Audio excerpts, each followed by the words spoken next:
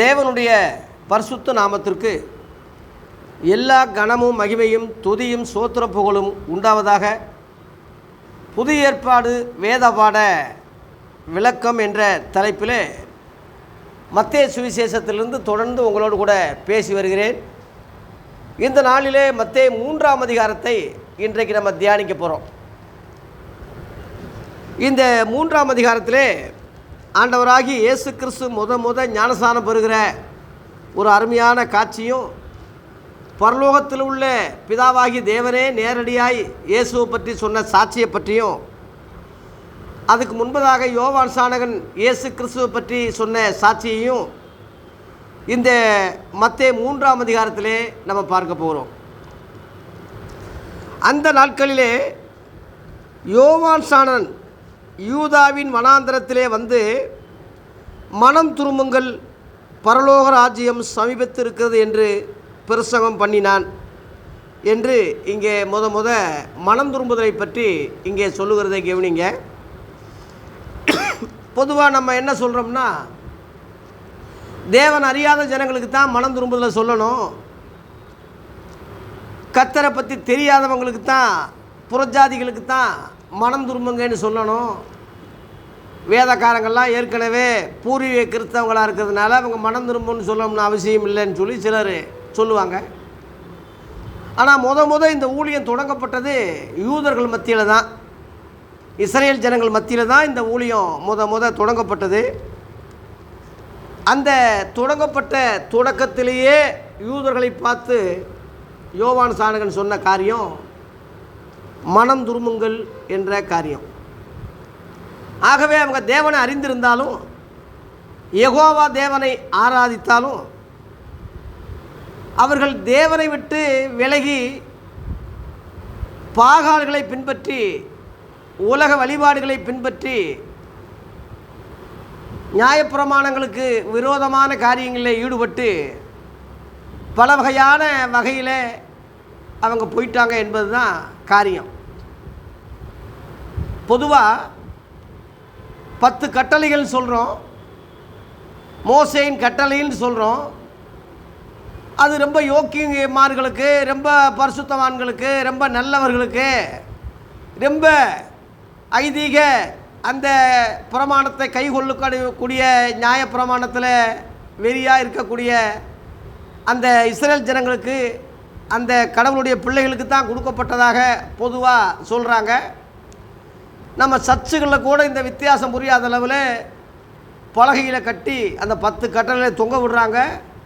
10 கட்டளைகள் பழைய காலத்தில் ஒரு பாட்டாகவே பாடி வெளியிட்டிருக்காங்க. 10 கட்டளைகள் இன்றைக்கும் நம்ம பாடமாக பிள்ளைகளுக்கு சண்டை கிளாஸில் சொல்கிறது உண்டு. ஆனால் புதிய ஏற்பாட்டுக்கும் பழைய ஏற்பாட்டுக்கும் வித்தியாசம் தெரியாதபடி இன்றைய உள்ள போதர்கள் திருச்சபைகளை கெடுத்துக்கொண்டே வந்ததுனால இந்த வேற்றுமைகளை கிறிஸ்தவர்களாலேயே புரிந்து கொள்ள முடியாத அளவில் மனக்கண்களை கூடாக்கக்கூடிய சாத்தானுக்கு இடம் கொடுக்குற மாதிரி ஆயிடுச்சு. 1 தீமோத்தேயு 1ஆம் அதிகாரத்தில் 8 படிக்கும்போது, நியாயப்பிரமாணம் நீதிமானுக்காக விதிக்கப்படலைன்னே இருக்குது. அந்த பகுதியை எடுத்தவங்க படிக்கிறீங்களா? நியாயப்பிரமாணம் நீதிமானுக்காக விதிக்கப்படவில்லை. 1 தீமோத்தேயு 1ஆம் அதிகாரம் 8ஆம் வசனத்திலிருந்து படிங்க.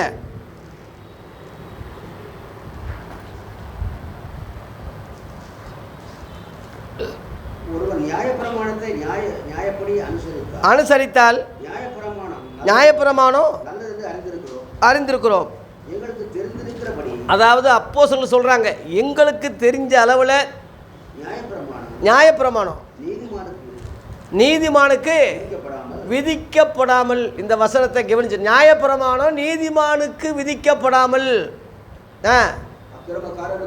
அக்கிரமக்காரருக்கு, அடங்காதவங்களுக்கு, பக்தியே இல்லாதவங்களுக்கு, பாவிகளுக்கு, அசுத்தருக்கு, சீர்கட்டு போனவங்களுக்கு, தாய் தகப்பமார அடிக்கிறவனுக்கு, கொலைபாதகருக்கு, வேசிக்கல்லருக்கு, ஆண் புரட்சிக்காரருக்கு, மனுஷரை திருடக்கூடியவங்களுக்கு, பொய்யருக்கு, பொய்யான இடுகிறவருக்கு, நித்தியானந்த தேவனுடைய மகிமையான இந்த சுவிசேஷம் அப்போஸ்தலருக்கு ஒப்புவிக்கப்பட்ட இந்த சத்தியத்துக்கு எதிரடையாக அது விதிக்கப்பட்டிருக்குன்னு சொல்லி அங்கே தீமோத்தேயுக்கு பவுல் எழுதுகிற விஷயங்களை கவனிங்க. பவுல் வந்து ஒரு பெரிய நியாயப்பிரமாண வேத பண்டிதர், நியாயப்பிரமாணத்தில் வெறியாக இருந்தவன். அவனை விடவா நாம் புறஜாதிகளிலிருந்து வந்தவர்களுக்கு வீரம் வந்துருச்சு, ரோசம் வந்துருச்சு. அப்படிப்பட்டவன் மனம் திரும்பி ரட்சிக்கப்பட்டு அவன் எழுதின காரியத்தை தான் இங்கே நம்ம வாசிக்கிறோம்.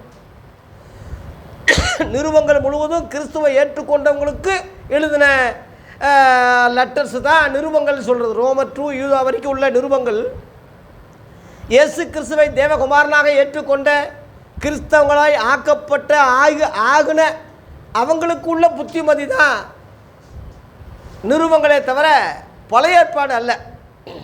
கிறிஸ்தவங்கன் பேர் வந்ததே எப்போ? அப்போஸ்தலர் 11:26 அந்தியோகியா பட்டணத்தில் இயேசுவின் சீசர்களுக்கு மோத கிறிஸ்தவர்கள் என்று பெயர் வழங்கிட்டு அந்த வார்த்தையை மோத வர்றதே நீங்கள் கவனிக்கலாம். ஆகவே பழைய ஏற்பாட்டுக்காரர்கள் கிறிஸ்தவர்கள் அல்ல, அவங்க யூதர்கள், அவங்க இஸ்ரவேலர்கள். யெகோவா தேவனை அறிஞ்சு ஆபிரகாமின் தேவனும் ஈசாக்கின் தேவனும் யாக்கோபின் தேவன் சொல்லி அந்த வழிபாடில் வந்துக்கிட்டு இருந்தாங்க. அவங்களுக்கு தான் அந்த 10 கற்பனைகள் கட்டளைகள் கொடுக்கப்பட்டது. யாத்திராகமம் 20ஆம் அதிகாரம் பார்த்தீங்கன்னா, இஸ்ரவேலே கேள், உன் தேவனாய் கர்த்தர் ஒருவரே கர்த்தர், எகிப்திலிருந்து உன்னை கரம் பிடிச்சு கொண்டு வந்தார். அவங்களுக்கு தான் அந்த நியாயப்பிரமாணம், புறஜாதிகளுக்கு கிடையாது. இன்னைக்குள்ள கிறிஸ்தவன் முழுவதும் புறஜாதி தானே. தமிழ்நாட்டில் உள்ள, இந்தியாவில் உள்ள, இன்னும் சொல்லப்போனால் உலக அளவில் உள்ள எல்லா கிறிஸ்தவங்களும் புறஜாதியிலிருந்து ரட்சிக்கப்பட்டவங்க தானே. ரோமர் 2:14 நியாயப்பிரமாணம் இல்லாத புறஜாதிகள் என்று ஒரு வார்த்தை பவுல் தான் எழுதுகிறான். நியாயப்பிரமாணம் இல்லாத புறஜாதிகள் இருக்கு. நியாயப்பிரமாணம் புறஜாதிகளுக்கு அல்ல, இஸ்ரவேல் ஜனங்களுக்கு தான் கொடுக்கப்பட்டது. அவங்களுக்கு தான் அந்த 10 கட்டளைகள் கொடுக்கப்பட்டது, நல்லவங்களுக்கு கொடுக்கப்படலை. அதான் நீதிமானுக்கு விதிக்கப்படலைன்னு பவுல் சொல்கிறான். கொலை செய்யாதன்னா என்ன அர்த்தம்? நீதிமானுக்கு சொல்கிற வார்த்தையா? விபச்சாரம் பண்ணாத, குடிக்காத, அடிக்காத, பொய் சொல்லாத, இன்னொருத்த மனைவியை திருடாத, இது யாருக்கு சொல்கிறது? நல்லவனுக்கு சொல்கிற வார்த்தையா? ஐயோக்கு அதான் பவுல் ஒரு லிஸ்ட்டு கொடுக்குறான். இப்படி கேவலமான ஆளுகளுக்கு தான் அது கொடுக்கப்பட்டது. ஆகவே அவர்கள் மனம் திரும்ப வேண்டியது அவசியமாக இருக்கிறது. அறியாமையுள்ள காலங்களே அதை ஆண்டவர் கண்டும் காணாமல் இருந்தார். ஏன் முன்னாடியே சொல்லலைன்னா, இயேசு வரல. பழைய ஏற்பாட்டு காலத்தில் இயேசு வரல. இயேசு வந்து உலக இரட்சகர், யூதர்களுக்கு இஸ்ரவேல் ஜனங்களுக்கு மட்டும் இல்லை, உலக இரட்சகர். அதனால தான் யோவான் சாணகன் சொன்னான், இதோ உலகத்தின் பாவத்தை சுமந்து தீர்க்கிற தேவ ஆட்டுக்குட்டின்னு சொல்லி யோவான் 1:29 இயேசுவை கையை காட்டி சொன்னான். அதனால் அவர் வந்து ஒரு குறிப்பிட்ட மதத்துக்கு வரல, ஒரு இனத்துக்கு வரல. உலக இரட்சகர், உலகத்தின் பாவத்தையெல்லாம் சுமந்து தீர்த்த ஆட்டுக்குட்டி. நம்முடைய பாவங்களை நிவர்த்தி செய்கிற கிருபாதார பலி அவரே. நம்முடைய பாவங்களை மாத்திரமல்ல, சர்வலோகத்தின் பாவங்களை நிவர்த்தி செய்கிற பலியாக இருக்கிறார் என்று 1 யோவான் 2ஆம் அதிகாரம் 2ஆம் வசனத்தில் போட்டிருக்கு, சர்வலோகம். ஆகவே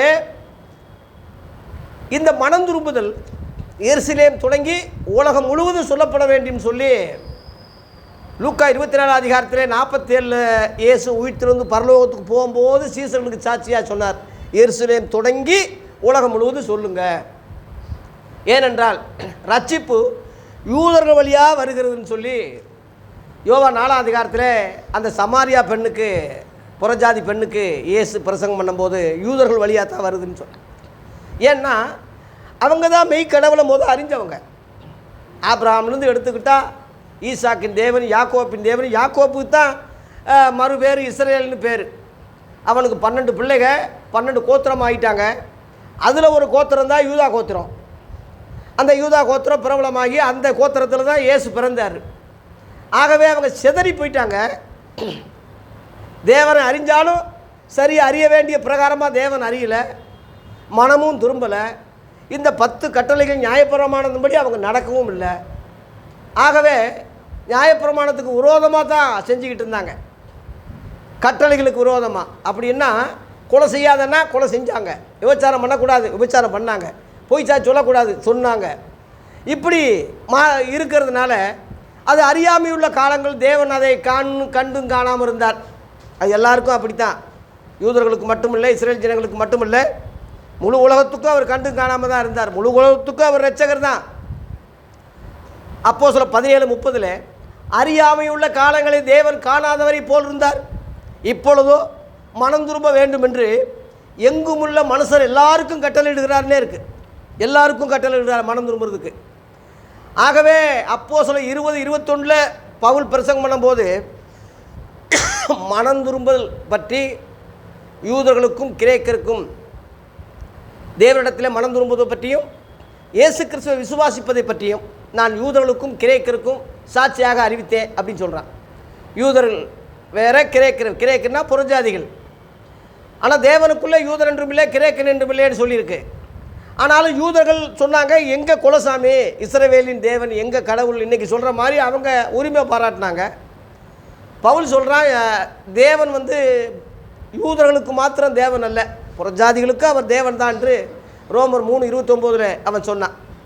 ஆகவே முழு உலகத்துக்கு மனம் திரும்புதலை பற்றி சொல்வதற்காக முதலாவது யூதர்கள் மத்தியிலேயே அந்த மனம் திரும்புதலை பற்றி சொல்ல வேண்டியது அவசியமாக இருக்குது.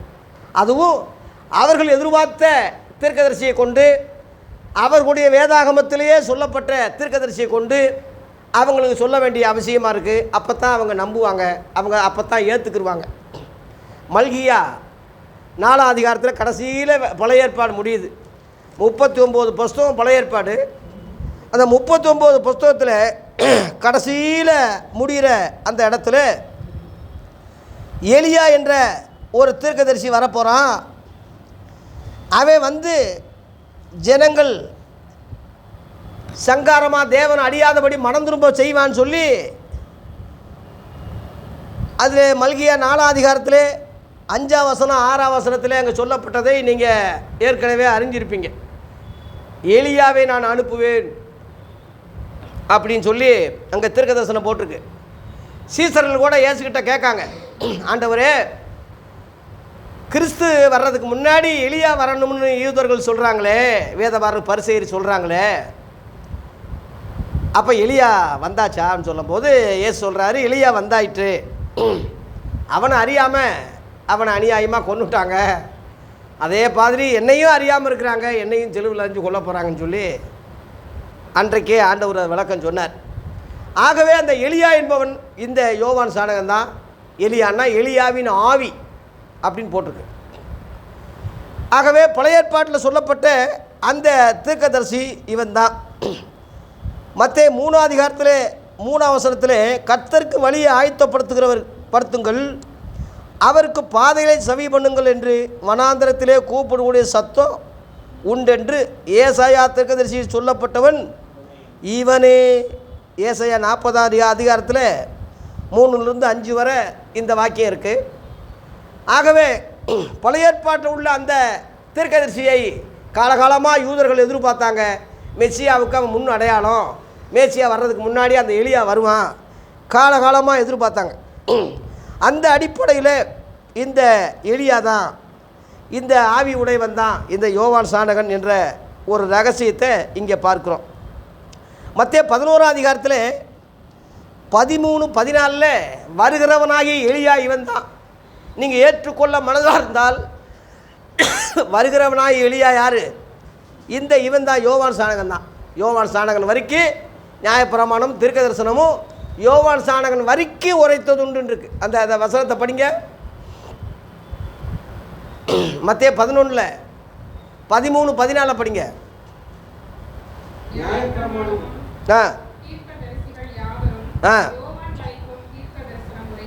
யோவான் வரைக்கும் தான். அதாவது யோவான் சாணகன் மட்டும்தான் தீர்க்கதரிசிகளும் நியாயப்பிரமாணமும் இவனோட மட்டும் முடியுது. இவனுக்கு அடுத்து இயேசு கிறிஸ்து முழு உலகத்துக்கு அவர் தீர்க்கதரிசியாக வர்றார், முழு உலகத்துக்கு இரட்சகராக வர்றார், முழு உலகத்துக்கு அவர் மெசியாவாக வர்றார், உலக இரட்சகராக வர்றார்.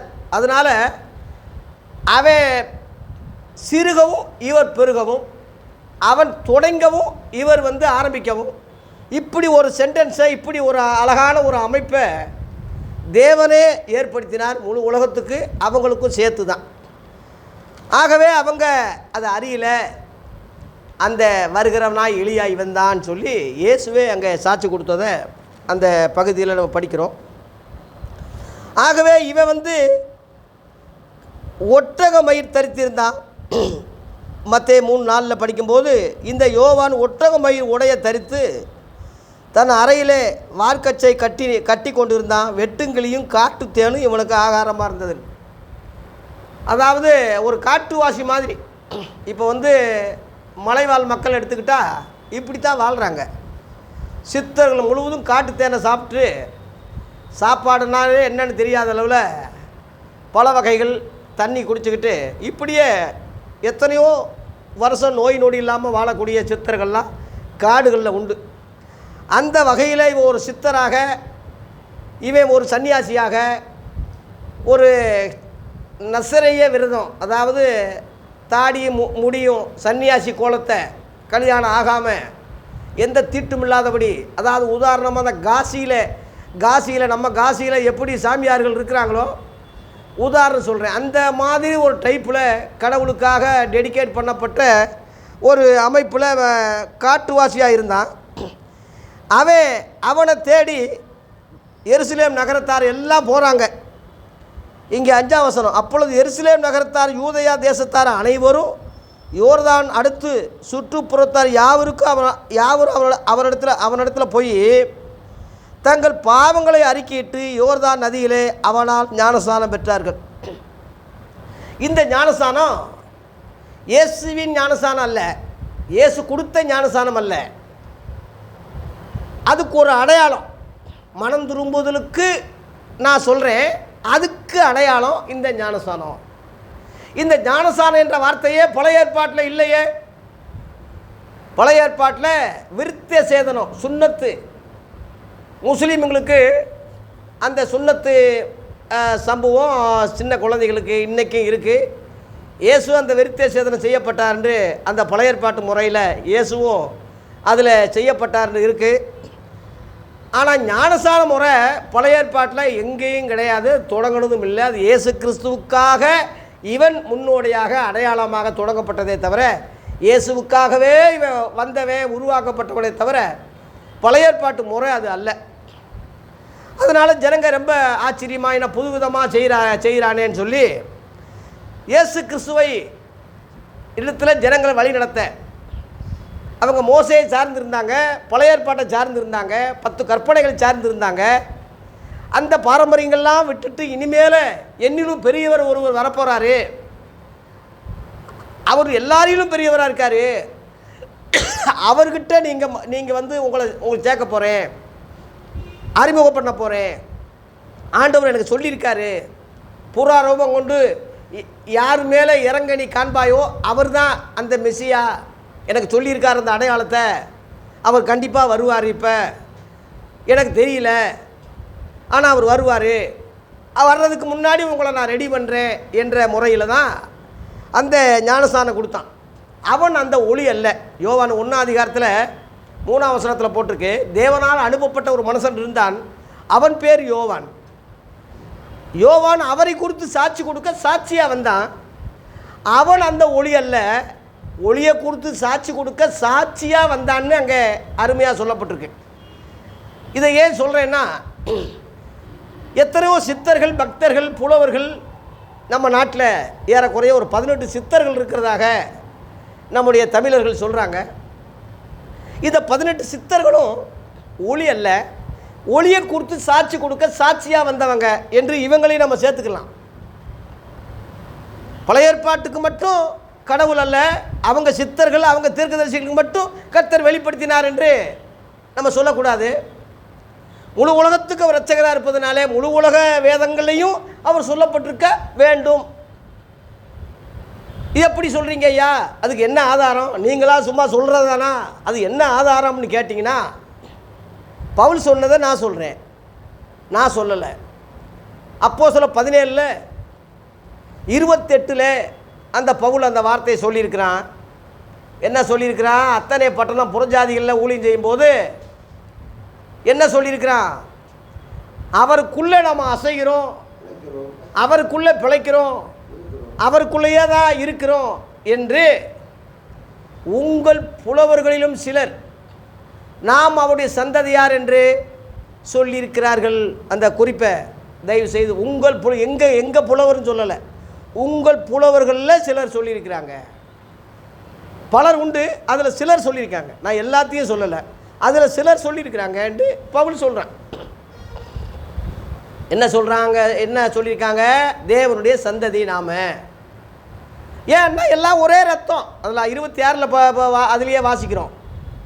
மனுஷ ஜாதியான சகல ஜனங்களையும் அவர் ஒரே ரத்தத்தில் தோன்ற பண்ணினார்னு இருக்கு. அவங்கெல்லாம் யூதர்கள் கிடையாது. அதில் 23 பார்த்தீங்கன்னா அறியப்படாத தேவன் சொல்லி ஒரு பலிபீடத்தை வச்சு கும்பிட்டுக்கிட்டு இருக்கிறாங்க. பவுல் போன உடனே ஏசுவி நாமத்தில் இதெல்லாம் அசுத்தாவி கோளாறுன்னு இன்றைக்கி உள்ளவன் சொல்லி சொல்லி மத சண்டை உருவாக்கியிருப்பான்.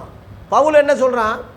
நீங்கள் அறியாமல் ஆராதிக்கிற அவரையே நான் உங்களுக்கு சொல்ல வந்திருக்கேன். புதுசாக நான் ஒன்று சொல்ல வந்திருக்கேன்னு சொல்லலை. அவரை நீ தெரியாமல் ஆராதிச்சுக்கிட்டு இருக்கிற அவரைத்தான் இப்போ நான் சொல்ல வந்திருக்கேன். அவர் ஒரே ரத்தத்தில் தோன்ற பண்ணியிருக்கார். நம்ம எல்லாரையும் பூமி மீது எங்கும் குடியிருக்க வச்சிருக்கிறார். பாஷைகள் பிரிஞ்சதெல்லாம் உங்களுக்கு தெரியும். ஆதியாகமம் 11ஆம் அதிகாரத்தில் எல்லா பாஷைகளும் பிரிக்கப்பட்டது. ஜாதிகள் அவங்கவங்க தொழில் ரீதியில் ஜாதி வந்துச்சு. என்னென்ன தொழில் பண்ணானோ அதுவே ஜாதி அழைச்சி அப்படியே அதுவே ஜாதியாக மாறிடுச்சே தவிர ஜாதிகளை கடவுள் படைக்கலை. தாழ்ந்த தொழில் பண்ணுறவன் தாழ்ந்த ஜாதியாக, உயர்ந்த தொழில் பண்ணுறவன் உயர்ந்த ஜாதியாக எண்ணப்பட்டதே தவிர உயர்வு தாழ்வு பிறப்பால் யாரையும் ஆண்டவர் படைக்கலை. ஒரே ரத்தம்னு தான் 26 சொல்லியாச்சே. இந்த ரகசியத்தை தேவ பிள்ளைகளை அறிஞ்சா வேற்றுமை மனிதர்களை புறஜாதிகளாக, அந்நீர்களாக, பிசாசின் மக்களாக நாம் சொல்ல மாட்டோம், சொல்லக்கூடாது.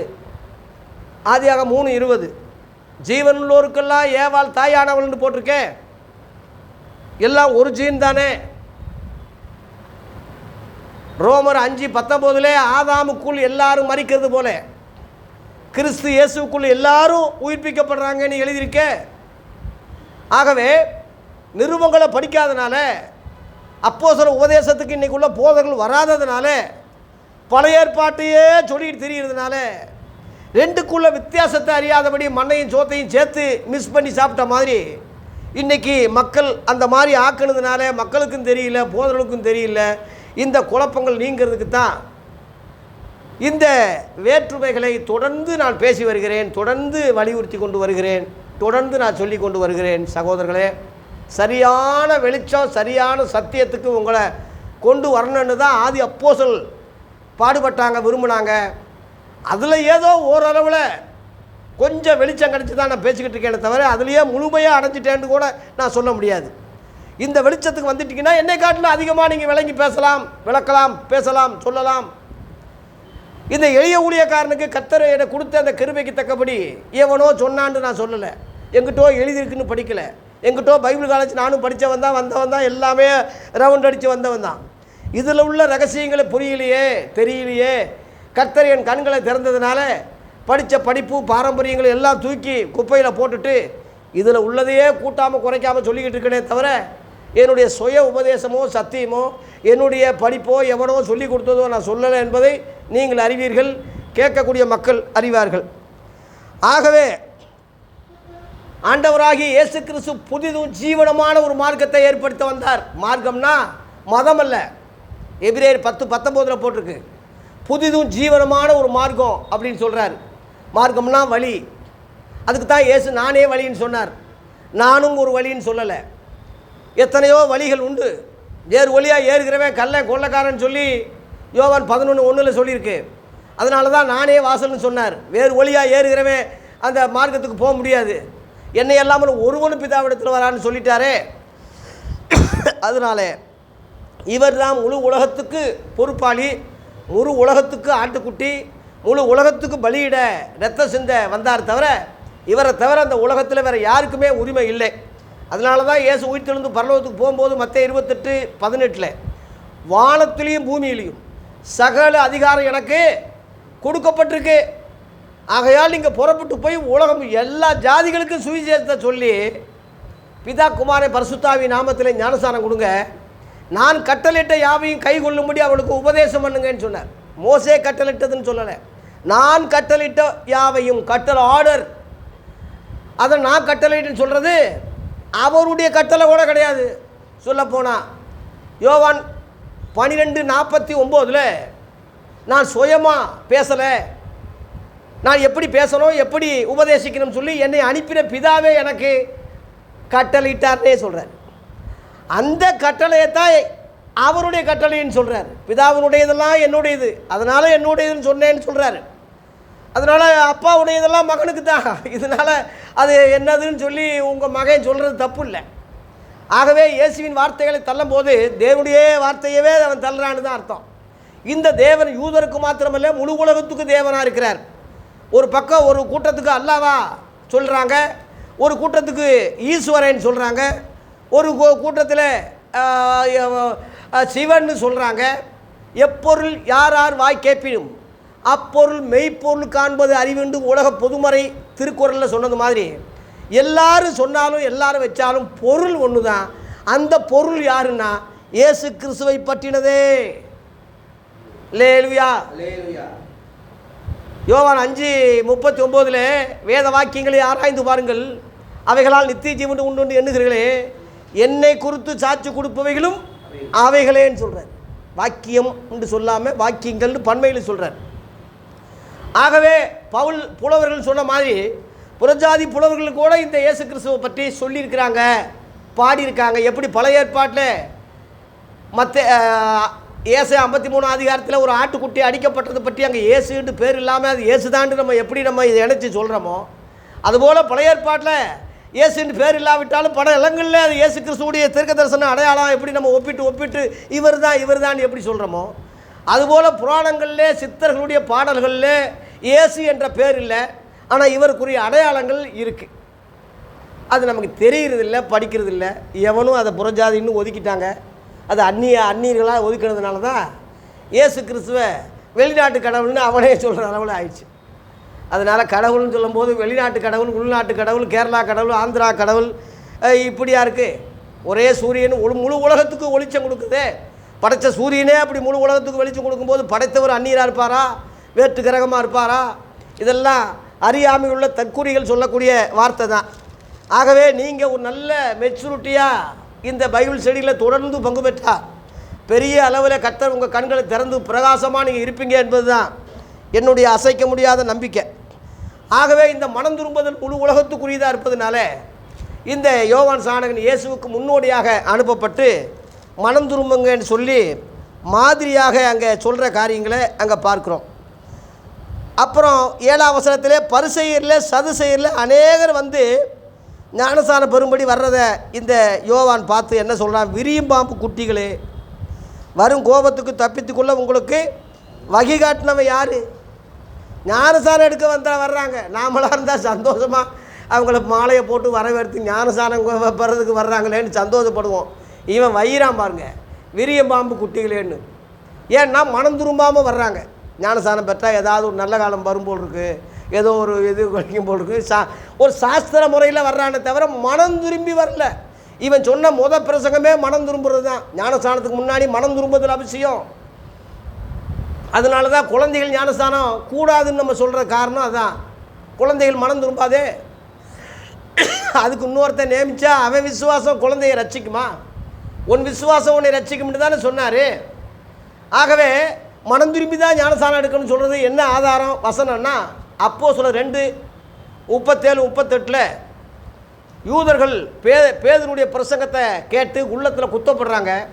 குத்தப்பட்டு சகோதரரே நாங்கள் என்ன செய்யணும் அப்படின்னு கேட்கும்போது 38 நீங்கள் மனம் திரும்பி ஒவ்வொருவரும் இயேசு கிறிஸ்துவின் நாமத்தில் என்ன செய்யுங்க, ஞானஸ்நானம் பெற்றுக்கொள்ளுங்க, அப்பொழுது பரிசுத்தாவின் வரத்தை பெறுவீர்கள்.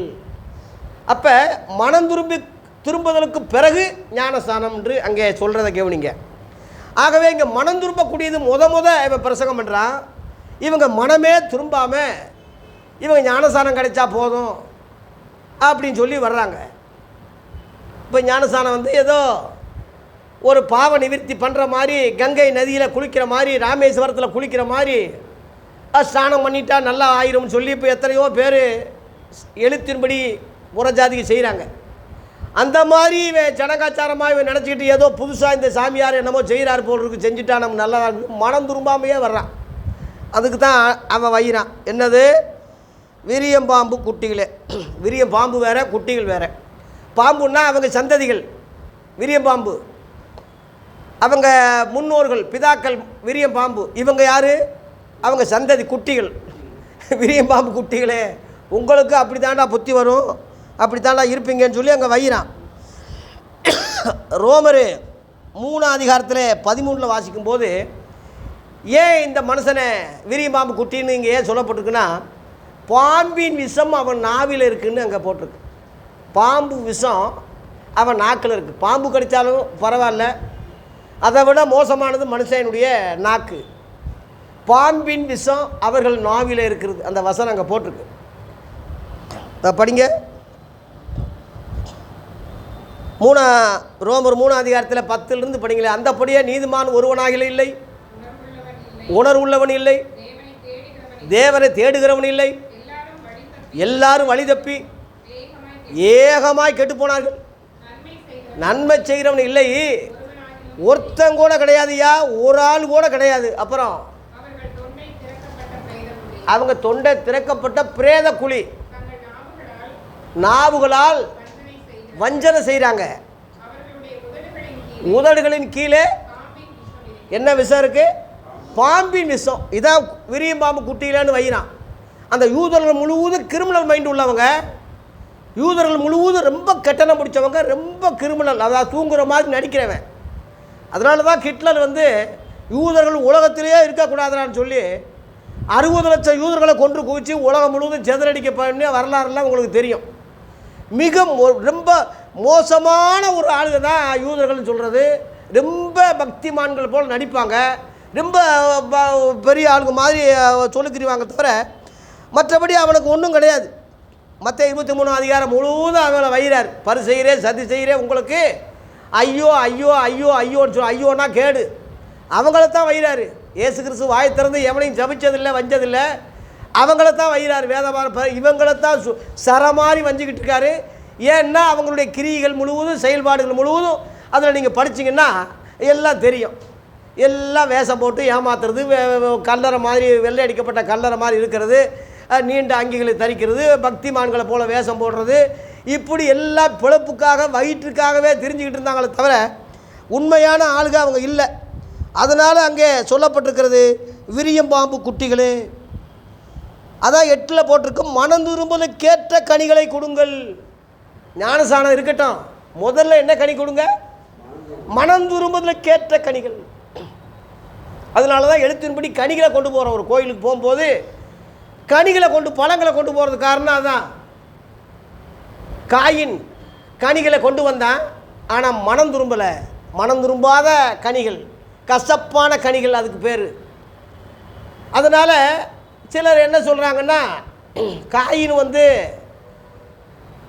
கனிகளை கொண்டு வந்தான், ஆபேல் வந்து ஆட்டுக்குட்டியை கொண்டு வந்தான் பலியிட. ஆண்டவர் பலியிடுறதுக்கு விருப்பமாக இருக்க போது தான் அதை அங்கீகரித்தார். கனி வந்து இவர் எதுக்கு இவர் வாங்கி என்னத்தை செய்ய போகிறான்னு சொல்லி வேணான்னு சொல்லிட்டாருன்னு சிலர் சொல்கிறாங்க. அப்படி அர்த்தம் கிடையாது. ஆண்டவருக்கு என்ன கொண்டு வர்றது, என்ன கொண்டு வராதது, என்ன பொருள், இது அல்ல. இருதயத்தை பார்க்குறார்.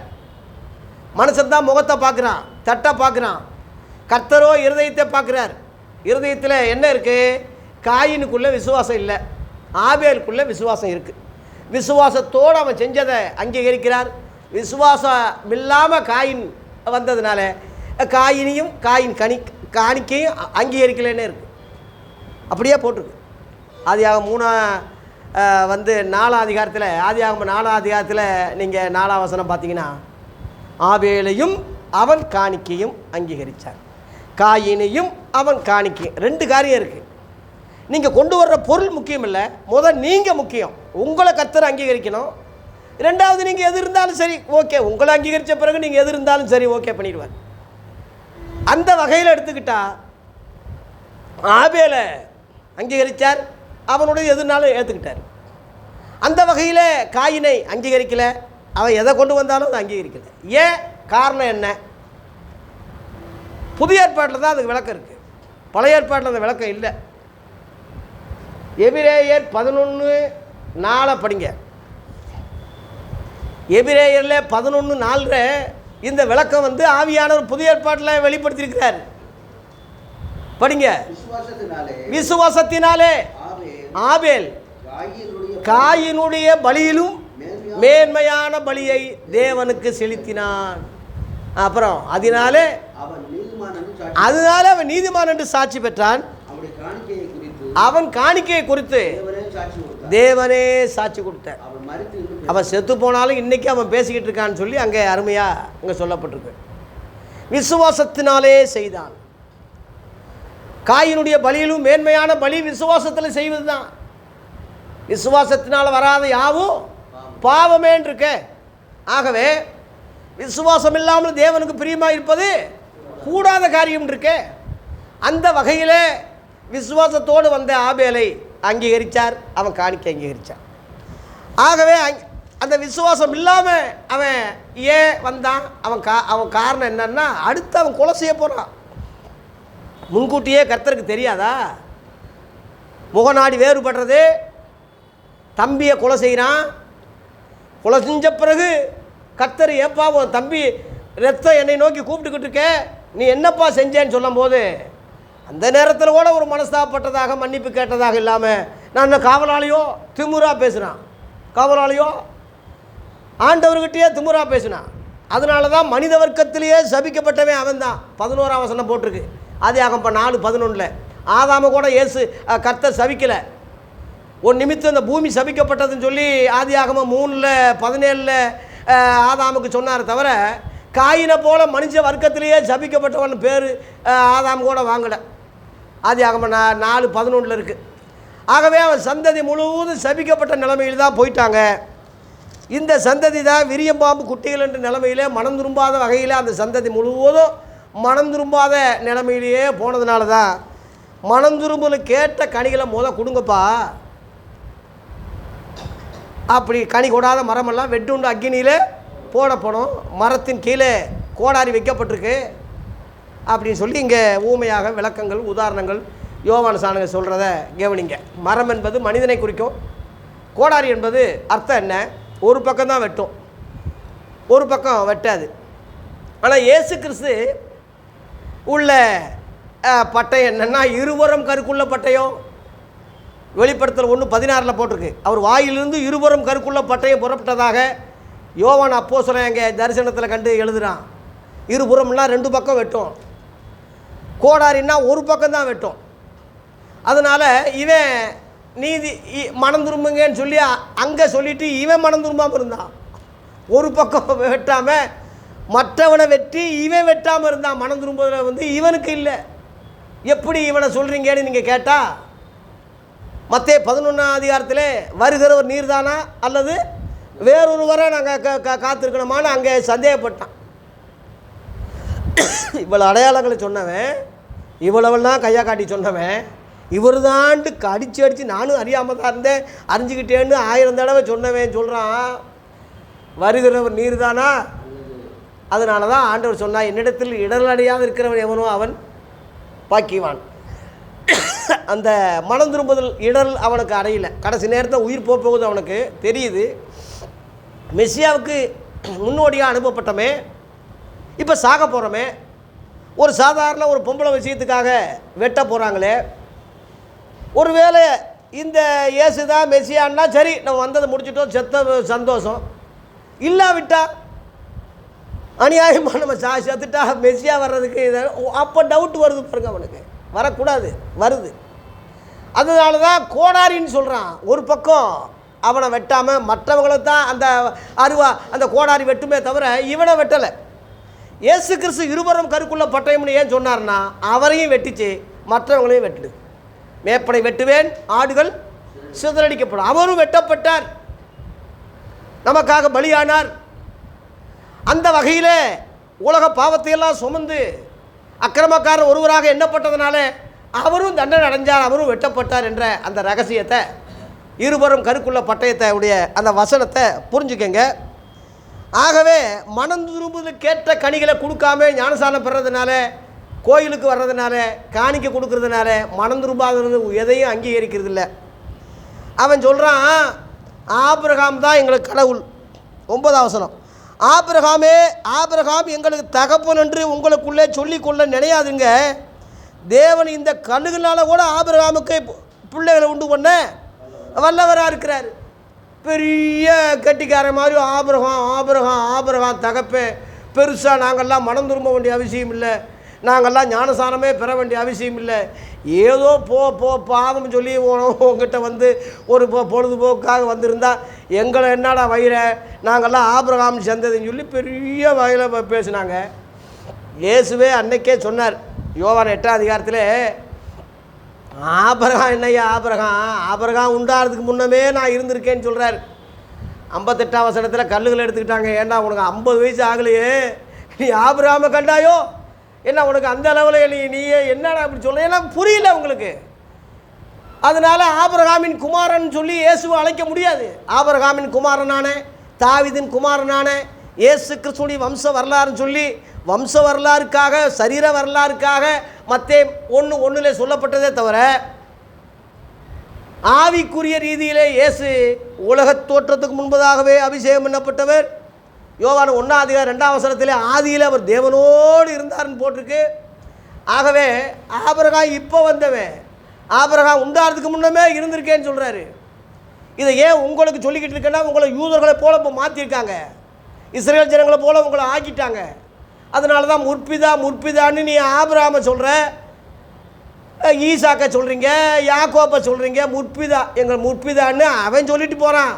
இஸ்ரவேலுக்கு வேணா சொல்லட்டும், யூதர்கள் வேணா சொல்லட்டும், நீ கிறிஸ்தவே, நீ சொல்லக்கூடாது இனிமேல் அந்த வார்த்தை. உனக்கு யார் பிதா? இயேசு சொல்லி கொடுத்தார். என்ன சொல்லி கொடுத்தார்? மத்தேயு 23ஆம் அதிகாரத்தில் 9ஆம் வசனத்தில், பூமியில் ஒருவனையும் பிதான்னு சொல்லாதீங்கன்னு சொல்லிட்டார். பரலோகத்தில் இருக்கிற ஒருவரே உங்களுக்கு பிதாவாக இருக்கிறார். லேலுயா. எவன்டா அதை சொல்லிக் கொடுக்குறான்? இன்றைக்கி யார் இதை சொல்லிக் கொடுக்குறாங்க? அதனால் உலக பிரகாரமான வகையில் அருள் தந்தைகள், எங்களுக்கு ஃபாதர் இவர், தகப்பை இவர்னு சொல்லி மனுஷ பிறவிகளை இனிமேல் சொல்லாதீங்க. இயேசுவே சொன்னார், பூமியில் ஒருவனையும் சொல்லாதீங்கன்னு சொல்லும்போது, அதை விட என்ன உனக்கு பிரசங்கம், அதை விட உனக்கு என்ன விளக்கம் வேணும்? தயவு செய்து இதை புரிந்து கொள்ளுங்கள். எல்லா வசனத்தை தான் சொல்கிறேன்னு தவிர ஒரு சின்ன உறுப்பு, ஒரு சின்ன எழுத்து கூட நான் என் சொந்த கருத்தை உதாரணத்துக்கு வேணால் சில உதாரணம் சொல்கிறேனே தவிர ஒரு காரியமே சொந்த காரியம் கிடையாது. ஆகவே ஆபிரகாம் நமக்கு யூதர்களுக்கு தகப்பனாக இருந்துட்டு போட்டோம். உங்களுக்கு எனக்கு நாம் கிறிஸ்தவங்க, நமக்கு தகப்பன் கிடையாது. நமக்கு தகப்பன் பரலோகத்தில் உள்ள பிதா தான். இயேசு சொல்லி கொடுத்தார், பரமண்டலங்கள் உள்ள எங்கள் பிதாவே. ஜெபம் பண்ண எப்படி கற்றுக் கொடுக்கணும்னு சொல்லும் போது பரமண்டலங்கள் உள்ள எங்கள் பிதாவேன்னு சொல்லி கொடுத்தாரு. மத்தேயு 6ஆம் அதிகாரம் 9-13 வரை பரமண்டல ஜெபம்னு சொல்கிறோமே, அதில் பரமண்டலத்தை பரலோகத்தை தான் நோக்கி பார்த்து பிதா அங்கே தான் இருக்காருன்னு ஜெபிக்க சொன்னார். யூதர்கள் அப்படி ஜெபிக்கலை. அவங்க தானியேல் 6ஆம் அதிகாரம் 10ஆம் வசனத்தில் எருசலேமை பார்த்து கும்பிட்டா 3 வேளை ஜன்னலை திறந்து வச்சுக்கிட்டு. அப்படியாடா நம்ம கும்பிட முடியும்? எருசலேம் இன்றைக்கி எந்த நிலைமையில் இருக்குது? சுடுகாடாக கிடக்கு, மனுஷன் ரத்தம் சிந்தி, சின்ன குழந்தைகள்லாம் கொன்று, எல்லாம் மதவெறியோட எல்லாம் அநியாயமாக கொன்று குவிச்சிக்கிட்டு இருக்கானே. அதான் புனித நதியா? அதான் புனித நாடா? ஹோலி லாண்டு அதையா கர்த்தர் இருக்கிறாரு? அது முட்டா பையன் சொல்கிற காரியம். அறியாமல் உள்ள காலங்கள் அது வந்து காணாமல் தேவன் இருந்தாருன்னு இருக்குது. நீங்கள் அறிவாளிகளாக இருக்கிற கண்கள் திறக்கப்படுறதுக்கு தான் இதை உங்களுக்கு சொல்லிக்கிட்டு இருக்கிறேன்னு தவிர மற்ற கிறிஸ்தவங்களுக்கு இதை சொல்லுங்கள். எவன் பேச முடியும்? வசனத்தை சொன்னீங்கன்னா என்னடா அவங்க பதில் பேச முடியும்? பதில் பேச முடியாது. அதனால் சென்னலை திறந்து வச்சு நம்ம வந்து எருசலேமை பார்த்து கும்பிட வேண்டிய அவசியம் இல்லை. நம்முடைய தேவன் பரலோகத்தில் இருக்கிறார், பரமண்டலம் உள்ள எங்கள் பிதாவே. கண்களை ஏறெடுத்து அங்கே தான் பார்க்க சொன்னார் தவிர கும்பிட சொன்ன. இன்னும் சொல்ல போனால் மத்தேயு 6ஆம் அதிகாரத்தில் 7-8 பரிசேயு சதுசேயர் மாதிரி ஜெபிக்காதீங்கன்னே சொன்னார். யாருக்கு தெரியும்? பரமண்டல ஜெபத்தை தான் நீ அதிகமாக சொல்கிறியே தவிர ஜெபிக்கக்கூடாதுன்னு சொன்னார். அது யாருக்கா தெரியுதா? சந்துகளை ஜெபிக்கிறாங்க, ஆலயங்களை ஜெபிக்கிறாங்க, நீண்ட பார்வைக்கு ஜெபிக்கிறாங்க, அதிக வசனிப்பினால் ஜெபம் கேட்கப்படும் நினைக்கிறாங்க. அவர்களை போல செய்யாதுங்கன்னே சொல்கிறார். சொல்லிட்டு சொல்கிறாரு, நீங்கள் ஜெபம் பண்ண வேண்டிய விதமாக அது சீசர்களுக்கு. அந்த சீசருக்கு தான் பின்னாடி கிறிஸ்தவங்கன்னு பேர் வந்துச்சு. சீசருக்கு தான், எல்லாத்துக்கும் வரல. அந்த சீசருக்கு தான் அப்போஸ்தலர் 11:26 அவங்க இயேசுவின் சீசர்களுக்கு தான் பேர், அந்த கிறிஸ்தவங்க பேர் வந்துச்சு. யூதர்கள் வந்து இயேசுவின் சீசர்கள் அல்ல, அவங்களே சொன்னாங்க நாங்கள் மோசேயின் சீசர்கள்னு அவங்களே சொன்னாங்க. யோவான் 9:27 அந்த குருடன் சொல்கிறான், ஏப்பா நோண்டி நோண்டி நோண்டி நோண்டி கேட்டுக்கிட்டு இருக்கீங்களே, துருவி துருவி துருவி துருவி அவர் சீசராக மனதுண்டா, சீசராக போறியா அப்படி சொல்லும்போது அவங்க வையிறாங்க, நீ தாண்டா அவன் சீசன், நாங்கள் யார் மோசேன் சீசர்கள்னே சொன்னாங்க. அங்கே போட்டிருக்கு. அப்போ மோசேன் சீசர்கள் இயேசுவின் சீசர்களாக ஆக முடியாது. இயேசுவின் சீசர்கள் ஆகாதவர்கள் கிறிஸ்தவர்களாக எப்படி ஆக முடியும்? இயேசுவின் சீசர்களுக்கு தானே கிறிஸ்தவன் பேர். அதனால தான் சகல ஜாதிகளையும் சீசராக்குங்கன்னு சொன்னார். அவர்களுக்கு கிறிஸ்தவங்கன்னு பேர் வந்தது. கிறிஸ்தவம் என்பது மதம் அல்ல, அது ஒரு ஜாதி அல்ல, ஒரு அமைப்பு அல்ல, புதிதும் ஜீவனமான ஒரு புதுசாக வந்தது தான் அந்த எபிரேயர் 10:19 உள்ள தீர்க்க தரிசனம். அந்த அப்போஸ்தல காரியம் புது உடன்படிக்கைன்னு சொல்லும்போது முந்தினதை பழமையாக்கிட்டார்னு எபிரேயர் 8:13 இருக்குது. புதுசுன்னு சொல்லப்போ புது வருஷம்னு சொல்கிறோம். அப்போ 2020-21 பழசு தானே. புது வருஷம் சொன்னாலே அது 2020 பழசு தானே. இது கூடவா தெரியாமல் இருக்குது. அதனால் புது சோறு, புதுசாக ஒரு சோறை பொங்கி பழைய சோறை அந்த சோறில் போட்டு பிசைஞ்சா நீ திம்ப, ஓ மனநலமை பாதித்த மாதிரி இல்லை உனக்கு தெரியுது அப்படி செஞ்சா.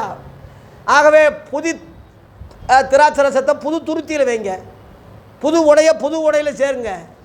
பழைய ஏற்பாடு வேறு, புதிய ஏற்பாடு வேறு, அந்த உபதேசம் வேறு, இந்த உபதேசம் வேறு. ஆரம்பித்தது இந்த யோவான் ஸ்நானகம் தான். மனம் திரும்புதல் கேட்ட காரியங்களை இயேசுவை கையை காட்டி இவர் தான், அவர் பாதரட்சை அவுக்கிறது கூட எனக்கு தகுதி இல்லை, ஆபிரகாம் சொல்லி இனிமேல் சொல்லிட்டு தெரியாதீங்கன்னு சொல்லி சத்தம் போட்டான்.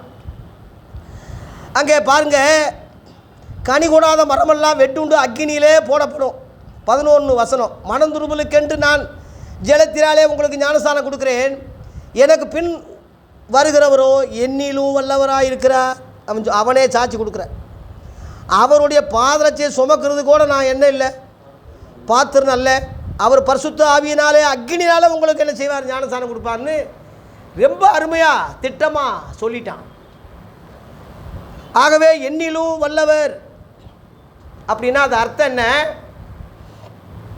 உலகத்திலேயே ஸ்திரீகளில் பிறந்த யோவான் ஸ்நானகனை போல ஒரு பெரிய தீர்க்கதரிசி இல்லைன்னு இயேசுவே சர்டிஃபிகேட் கொடுத்தார். உலகத்திலேயே ஸ்திரீகளில் பிறந்த தீர்க்கதரிசிகளில் யோவான் ஸ்நானகனை போல ஒரு பெரிய தீர்க்கதரிசி இல்லை, இயேசுவே சொன்னார். அவன் சொல்கிறான் என்னிலும் அவர் வல்லவராக இருக்கார், என்னிலும் வல்லவர் வந்து இயேசு. இதை ஏன் உங்களுக்கு சொல்கிறேன்னா, உங்களுக்கு மூத்த போதவரோ ரெவரண்டோ அல்லது நானோ அல்லது எந்த ஆளோ இருக்கட்டும், உங்களுக்கு அவங்க சொல்கிறது வேதமாக இருக்கக்கூடாது, வழிகாட்டியாக இருக்கக்கூடாது, கோல் மாடலாக இருக்கக்கூடாது. அவன் சொல்கிறது நீ கேட்கணும்னு அவசியமே இல்லை, என்னையும் சேர்த்து தான் சொல்கிறேன். யோவான் ஸ்நானகனை விட நான் பெரிய ஆளா? அவனே இயேசுவை கையை காட்டி அவர் தான் பெரியவர்னு சொல்லும் போது நானும் இயேசுவை தான் கையை காட்டணும். அவன் சொல்லிட்டான்ல, நானும் அதை தான் சொல்லணுமே தவிர என் கண்ட்ரோலில் ஒரு கூட்டத்தை வச்சுக்கிட்டு ஒரு கூட்டத்தை கொட்டடிச்சா உனக்கு பிழைப்புக்காக வயிறை பிழப்புறதுக்காக உங்களை ஒரு கூட்டத்தை வச்சுக்கிட்டு நான் பொழைச்சிக்கிட்டு இருந்தால் அது என்னடா வாழ்க்கை? அதெல்லாம் புரியுறது இல்லையா? நீங்கள் யாருக்கு அடிமையாகாதீங்க, தேவனுக்கு உடையவர்களாகி நீங்கள் மனுஷனுக்கு அடிமையிலாகாதீங்கன்னு ஆதி அப்போஸ்தலர் சொன்னாங்க. இன்னொரு வசனம் இவனே சொல்லியிருக்கான். என்ன சொல்லியிருக்கான்? யோவான் 3:31 படிங்க. யோவான் 3:31 யோவான் 3:31 படிங்க. உன்னதத்திலிருந்து பரலோகத்திலிருந்து வருகிறவர் இங்கே பாருங்க, என்னிலும் மேலானவர் இவனை மட்டும் சொல்லலை, எனக்கு பின்ன எத்தனை தீர்க்கதரிசி வர்றாங்களோ அத்தனை பேர்லையும் யாரு? எல்லாரிலும் மேலா. ஏன் மேலானவர் சொல்கிறேன் படிங்க. பூமியிலிருந்து உண்டான மனுஷ பிறவிகள் பூமியின் தன்மையிலிருந்து அவன் பூமிக்கு அடுத்தவைகளை அவன் பேசுகிறான். ஐயா நீ பூமிக்குரியவனாக இருப்பதுனால ரெண்டுக்கு ஜாயிண்ட் ஆகுது, நீயும் கரெக்டாக அவனுக்கு உனக்கு ஒத்து போகுது. இயேசு கிறிஸ்து உபதேசம் ஏன் ஒத்து போகலை படிங்க. இயேசு கிறிஸ்து பரலோகத்திலிருந்து வந்ததுனாலே எல்லாரிலும் மேலானவர். எல்லாரிலையும் அவர் மேலானா இருக்கிறார். எப்படி? தாம் கண்டதையும் கேட்டதையும் பரலோகத்தில் கண்டதையும் கேட்டதையும் பரலோகத்தில் கேட்டதையும் சாட்சியாக சொல். இங்கே சாட்சியாக பூமியில் வந்து சொல்கிறாரு. அவருடைய சாட்சி அவர் சாட்சியை ஒருவனும் ஏற்றுக்கிறது இல்லைன்னு. ஏற்று கொண்டவன் தான் கிறிஸ்தவன், ஏற்று கொள்ளாதவன் யூத, இஸ்ரேலு, உலக மனுஷி, அவிசுவாசி என்றெல்லாம் அவனை சொல்லலாம். ஆகவே தேவ பிள்ளைகளே, பரலோகத்திலிருந்து வருகிற இயேசு அங்கே கண்டதையும் அங்கே கேட்டதையும் இங்கே சொல்லியிருக்கிறார். அதனால தான் தேவனை நீங்கள் வந்து பார்க்கல, நான் அவரை பார்த்துருக்கேன். நான் அவரை பார்க்கவில்லைன்னா உங்களை மாதிரி பொய் சொல்லுவனா இருப்பேன். நான் அவரை பார்த்தேனே ஏன் சொல்கிறார். உலக பிரகாரம் எடுத்துக்கிட்டால் தேவனை ஒருவனும் ஒரு காலம் கண்டதில்லைன்னு சொல்லி 1 தீமோத்தேயு யோவான் 1:18 இருக்குது. தேவனை ஒருவனும் ஒரு காலம் கண்டதில்லை அப்படி போட்டிருக்கு. அவர் மடியில் இருக்கிற ஒரே பேரான குமாரனே அவரை வெளிப்படுத்தினார். மோசையை பார்த்துட்டான்னா மோசையை பார்க்கல. நீ உவாகம் 34 அதிகாரம் கடைசியில் பார்த்தீங்கன்னா முகமுகமாய் அறிந்தாண்டு தான் இருக்கே தவிர பார்த்தாண்டு போடலை. அந்த அறிவு அவனுக்கு இருந்ததை தவிர கண்ணால் அவன் பார்க்கல. பார்த்தா ஒருத்தரும் உயிரோடு இருக்க முடியாது அப்படிலாம் சொல்லப்பட்டிருக்கு. 1 தீமோத்தேயு 6 அதிகாரம் 16 பவுல் சொல்கிறான் தீமோத்தேயுக்கு எழுதும்போது, ஒருவராய் சேரக்கூடாத ஒளியில் வாசம் பண்ணுகிறவர், மனிதர்களே ஒருவரும் கண்டிராதவர், காணக்கூடாதவர் அப்படியே போட்டு. அதனால் இயேசு கிறிஸ்து ஒருவர் தான் பார்த்துருக்காரு தேவனை. அவர் தான் அவர் வார்த்தையை கேட்டிருக்காரு. அவர் தான் இங்கே வந்து சொல்கிறார். இந்த அறிவு இன்றைக்குள்ள போதகர்களுக்கு இருக்கா? தேவன் யாருன்னே தெரியல, இயேசு யாருன்னே தெரியல, ஆவியானவன் யாருன்னே தெரியல. இல்லாத வார்த்தையை ஒன்று புகுத்தி திருத்துவம்னு சொல்கிறான். பைபிளில் இந்த வார்த்தை இல்லை. இப்படி இவங்களை என்னடா செய்ய முடியும்? இவங்களை எப்படி பின்பற்றி நம்ம எப்படி பரலோகம் போக முடியும்? ஆகவே ஒத்துமொட்ட எல்லா போதகளை தான் சொல்கிறேன். ஏன்னா அவங்க மேலே குத்தம் இல்லை, அவங்க முன்னோர்கள் சொல்லி கொடுத்துருக்காங்க. அவங்களுக்கு சொல்லும் கிளிப்பு இல்லை, பாஸ்டர்களை குறை சொல்ல, அவங்க நிலைமை பாவம் அப்படி. அதுக்கு அங்கிட்டு அப்படியே சாவணத்தில் போய் சேர்ந்துடும். அப்புறம் பைபிள் காலத்தில் போயிடும். அப்படியே போனீங்கன்னா மாற்றில் ஊத்தலில் போய் சேரும். ஒருத்தன் சொல்கிறான், நாங்கள் ரோமரையே பார்த்தவங்க ராமரை ஏமாத்துறோன்னு சொல்கிறான். ஏன் ரோமரை பார்த்தது என்ன? ரோமர் இருந்து பிரிஞ்சு வந்தவன் தானே ஸ்தாபனத்தில் அங்கங்கே ஏற்படுத்திக்கிட்டான். ஒருத்தர் பெந்தைகோஸ்து சொல்லிட்டான், ஒருத்தர் யெகோவா சாட்சி சொல்லிட்டான், ஒரு செவந்திரேன்னு சொல்லிட்டான், ஒருத்தர் ஆர்சின்னு சொல்லிட்டான், சிஎஸ்ன்னு சொல்லிட்டான். அங்கேருந்து பிரிஞ்சு வந்தவங்க தானே அப்படி. அவங்கெல்லாம் 1ஆம் நூற்றாண்டில் உள்ள அப்போஸ்தலர்களோ சபை பாகுபாடோ உள்ளவர்கள் அல்ல. நீங்கள் அதை புரிஞ்சுக்குங்க. 1ஆம் நூற்றாண்டில் இயேசுவால் தொடங்கப்பட்ட அந்த சபை, இந்த கல்லின் மேல் என் சபையை கட்டுவேன்னு சொன்னாரே, அன்றைக்கே சபையை கட்டியாச்சு. அப்போஸ்தலர் 2:42 அப்போஸ்தல உபதேசம் இருக்குது. அன்றைக்கே உபதேசம் வந்தாச்சு, அன்னி ஓனியம் வந்தாச்சு, அப்பக்கத்தில் வந்தாச்சு, ஜெபமண்டலத்தில் வந்தாச்சு. ரட்சிக்கப்பட்ட கர்த்தர் அனுதமும் சபையில் சேர்த்துக்கிட்டு வந்தார்னு சொல்லி அப்போஸ்தலர் 2:47 இருக்குது. அன்றைக்கே வந்தாச்சு. அப்படி ஃபவுண்டேஷன் இயேசு, தலைவர் இயேசு. அப்படி இருக்கும்போது இந்த மார்ட்டின் லூதர் வந்து பிரிஞ்சு வந்தவர் பேசாமல் அந்த அப்போஸ்தல உபதேசத்துக்கு வந்து இயேசுவை தலைவராக்கி தலைமையிடம் பரலோகமாக்கி அவருடைய ஆதி அப்போஸ்தல வழிகாட்டிலாகி தெரிந்திருந்தா இன்றைக்கி இந்த ஸ்தாபனங்கள் பிரிஞ்சிருக்காது, இந்த வேற்றுமைகள் பிரிஞ்சிருக்காது. ஒரே பைபிளில் 10 பேர் 10 தாளை கிழிச்சிட்டு போன மாதிரி தான். அப்போ எப்படி உருப்படும்? அது வசனம் தான், வார்த்தை தான், ஆனால் முழுமை கிடையாது. யானையை பார்த்த குருட கதை உங்களுக்கு தெரியும். அவையவே அந்தந்த வகையில் தடவி இதான் யானைன்னு சொன்னானே, உண்மையா? இல்லை. அது மாதிரி ஒவ்வொரு ஸ்தாபனத்துக்கும் ஒரு கொள்கை வச்சுருக்கான். அவனுக்கு ஒரு கமிட்டி, அவனுக்கு ஒரு தலைவர், அவனுக்கு ஒரு செக்ரட்டரி, அவனுக்கு ஒரு ஓட்டு, அவனுக்கு ஒரு பிஷப்பு. எங்கடா விளங்கும்? இந்த மாதிரி போயிடுச்சுன்னு சொல்கிறேன். ஆகவே எல்லாத்தையும் தூக்கி குப்பையில் போடுங்க. 1ஆம் நூற்றாண்டு உள்ள ஆதி சபைக்கு திரும்புங்கள், ஆதி அப்போஸ்தலரை பின்பற்றுங்க. 1 கொரிந்தியர் 11:1 நான் கிறிஸ்துவை பின்பற்றுவது போல என்னை நீங்கள் பின்பற்றுங்கன்னு சொல்லிட்டானே அந்த பவுல். அதை விட இப்போ நம்ம பெரிய ஆளா? அதை பின்பற்றுவோம், அந்த நிருபங்களை நம்ம வழிகாட்டியை ஆக்கிக்கிடுவோம். அப்படி நீங்கள் வந்தீங்கன்னா என்னை விட கோபமாக நீங்கள் வைவீங்க. இன்றைக்கு உள்ள ஆளுகளை என்னடா வயிறார்த்து நாயின்னு பேகின்னு சொல்கிறாங்க நினைக்கிறீங்க. என்னை விட டென்ஷன் ஆகிடுவீங்க. இயேசு கிறிஸ்து தேவாலயத்தை கல்லர் கோய் ஆக்கும்போது அப்பேற்பட்ட சாந்த சுருவியே சாட்டை எடுத்துட்டார். நல்ல வேலை அடிக்கல. அவர் சாந்த சுரு அவரே டென்ஷன் ஆகிட்டார். அதுபோல் நான் வந்து ஒரு எளிய அப்பாவி எனக்கே கோவம் வந்து வைரேன்னா நீங்கள் இதெல்லாம் தெரிஞ்சுக்கிட்டிங்கன்னா நீங்கள் இப்போ ரொம்ப பயங்கரமாக டென்ஷன் ஆகிடுவீங்க.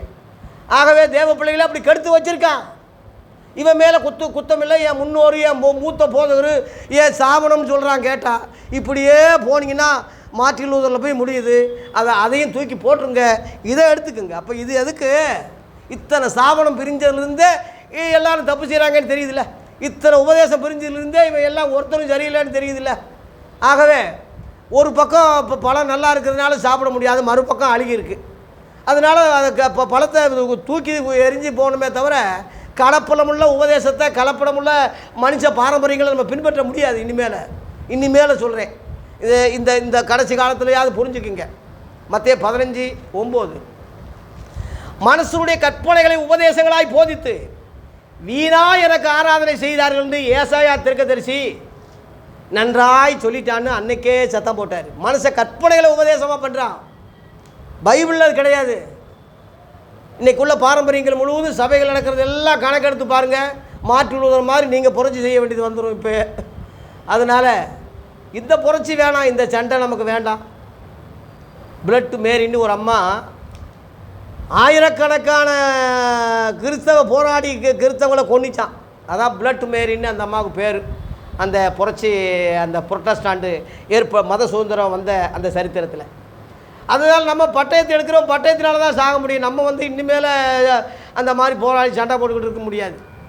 தீமையோடு எதிர்த்து நிற்காத, விலகு, சத்தியத்துக்கு வா, இயேசுவை பற்றிக்கொள். இயேசு நேற்றும் இன்றும் என்றும் மாறாதவராக இருக்கிறார். அதனால் அங்கே கேட்டதையும் அங்கே கண்டதையும் இங்கே இயேசு சொல்லியிருக்காரு. அதுதான் நமக்கு வேதம் உபதேசமே தவிர இன்றைக்கு உள்ள ஸ்தாபனங்கள் சொல்கிறதோ அல்லது நான் சொல்கிறதோ அல்ல அல்ல அல்ல. இயேசு கிறிஸ்து தான் நமக்கு எஜமானாக இருக்கிறார். ஒரு பாதரட்சி அவிக்கிறது கூட தகுதில்லைன்னு சொல்கிறான். பாதரட்சை எதை குறிக்கிறது? எபேசியர் 6 அதிகாரத்தில், எபேசியர் 6:15 சுவிசேஷம் என்னும் பாதரட்சைன்னு சொல்லி அங்கே விளக்கம் ஆவியானவர் அப்போஸ்தலரை கொண்டு சொல்லியிருக்கிறார். சுவிசேஷம் என்னும் பாதரட்சை. பாதரட்சை இயேசு கிறிஸ்துடைய பாதரட்சை சுவிசேஷம். ஆயத்தம் என்னும் சுவிசேஷம், சமாதானத்துக்குரிய அந்த சுவிசேஷம். இதெல்லாம் விலைக்கு சொல்கிறதுக்கெல்லாம் நேரம் இல்லை. ஆகவே தேவ பிள்ளைகளே, ஞானசானம் முக்கியமல்ல, மனம் திரும்புதல் முக்கியம். அதன் பிறகு இயேசு கற்றுக் கொடுத்த ஞானசானம் முக்கியமானது. அவர் அக்கினினாலே பரிசுத்த ஆவியினாலே ஞானசானம் கொடுப்பாருன்னு சொல்கிறது பரிசுத்தானுடைய அபிஷேகம். இந்த அபிஷேகத்திலே பழைய ஏற்பாட்டில் இந்த அபிஷேகம் இறங்கலை, பூமிக்கு ஆண்டவர் இறங்கலை. அப்போஸ்தலர் 2 அதிகாரத்தில் பெந்தேகோஸ்து நாளில் இறங்கின ஆவியானவர் பழைய ஏற்பாட்டில் இறங்கலை. அந்த ஆவியானவர் வந்த பிறகு தான் அக்னி நாவுகள் பிரிஞ்சிருக்கிற கண்டாங்க, அக்னியிலே ஞானசானம் பெற்றாங்க. அந்த ஆவிக்குரிய அர்த்தத்துக்கு தான் இங்கே சொல்கிறான். கோதுமையை களஞ்சியத்தில் சேர்க்கிறாரு, பதரையோ அவியாத அக்னியில் சேர்க்கிறார். இந்த கோதுமை ஆத்துமாக்களை குறிக்கும், அக்னியில் வர்றது அக்னி கடலில் குறிக்கும். அந்த களஞ்சியம் என்பது பரலோகத்தை குறிக்கும். ஆகவே இந்த உலகத்தில் இயேசு கிறிஸ்து கூடையை வச்சுக்கிட்டு இருக்காரு. அவர் தான் களத்தில் நிற்கிறாரு. கனி கூடாத மரமெல்லாம் வெட்டுண்டு அக்னியிலே போடப்படும். அங்கே தூசி தட்டும் போது தூசியெல்லாம் தனியாக போயிடும், மணியெல்லாம் தனியாக போயிடும். அந்த கோதுமை மணியை களஞ்சியத்தில் சேர்க்கிறார். களஞ்சியம் பரலோகம், கோதுமை மணி உங்கள் ஆத்துமா. அக்னியில் சேர்க்கறது அக்னி கடல். அந்த பதர் என்பது உங்கள் பாரம்பரியம், உங்களுடைய கற்பனைகள், உங்களுடைய பழைய பழக்க வழக்கங்கள், மனம் திரும்பாத இந்த காரியங்களை குறிக்கும். ஆகவே இப்படிப்பட்ட உபதேசம்தான் அவன் செய்தான்.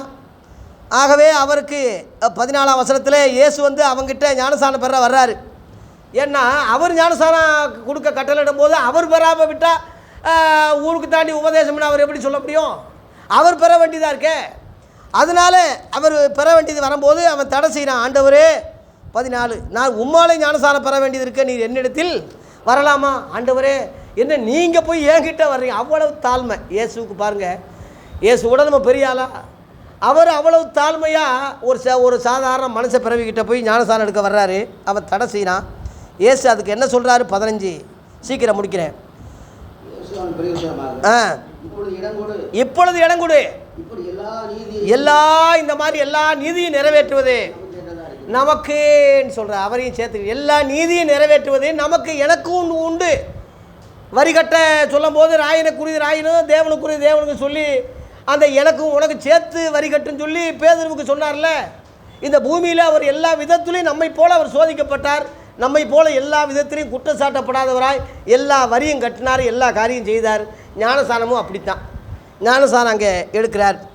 எடுத்து கரையேறின உடனே 16-17 சொல்லி முடிக்கிறேன். இயேசு ஞானசானம் பெற்று ஜலத்திலிருந்து கரையேறின உடனே இதோ வானம் அவருக்கு திறக்கப்பட்டது. அங்கே ஒரு சத்தம் வருது.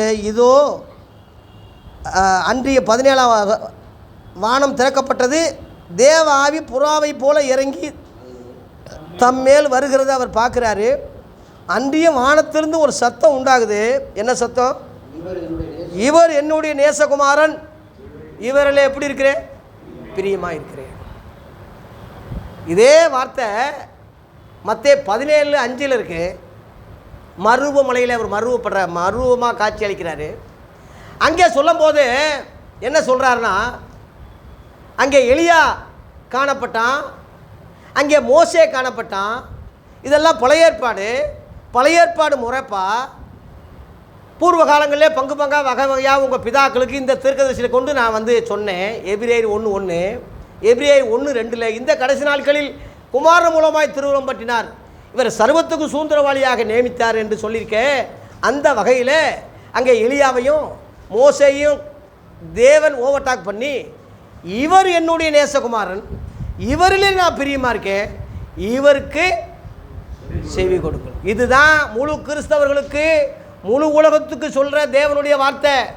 ஒரு மனுஷன் சொல்லலை, இது தேவாதி தேவன் வானத்து பூமி உண்டாக்கின சர்வ வல்லமுள்ள தேவன் சொல்லுகிறார்.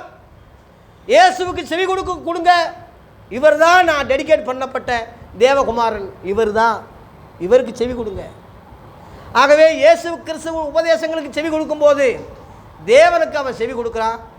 இயேசுவை விசுவாசிக்கும் போது அவன் தேவனை விசுவாசிக்கிறான். இயேசுவை கண்கண்ட கடவுளாக சொல்லும் போது காணாத தேவனை அவன் அண்டிக் கொள்கிறான்.